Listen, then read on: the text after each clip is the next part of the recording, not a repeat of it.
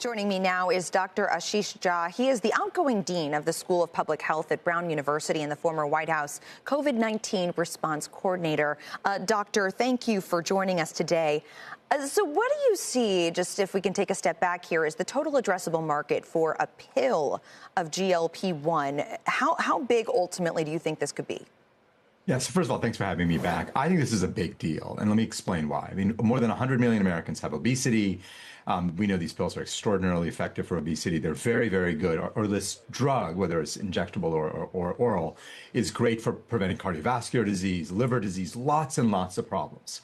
About 10 to 15% of Americans hate injections, just hate it, will not take an injectable. For them, this becomes much easier. The supply chain here, the ability to get it out into pharmacies, to get it out to Costco, all of that is so much easier with a pill that I see just a lot more Americans and people around the world taking an oral version of this drug. Americans, do you think there's obviously a global market for it as well? How do you see the competitive environment shaping up here? Yeah, so Novo goes first. Lilly is not far behind. We don't know exactly when Lilly will get across the finish line, but I suspect probably 3-4 months behind Wegovy. And Novo's job is to try to get as many people signed up as possible, because once they're on it and doing fine, they're going to be loath to switch.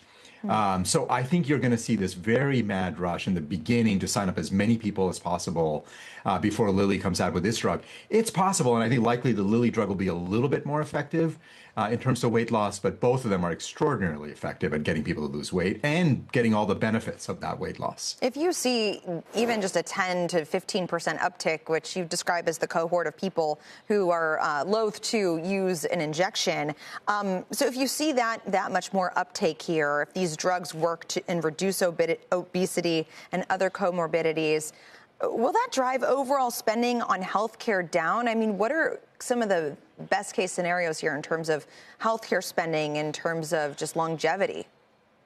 Yeah, so those are two separate issues in my mind, what's going to happen to healthcare spending and what's going to happen to longevity. Look, if a lot more people take this, there is no question in my mind that we're going to see huge benefits from a health point of view. One of the reasons Americans live shorter lives than Europeans is we have a lot more obesity in this country. And if we can cure that through a pill or an injection, that's going to have huge downstream benefits from health.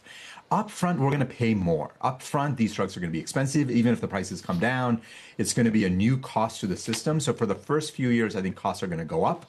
But hey, health is going to improve, and that is really important. And hopefully down the road, 5-10 years down the road, we can get some of the benefits in terms of costs as well. But this is not a cost play for healthcare. This is a health play. And I think it's good. Like, as a health person, I want to see people live longer, healthier lives.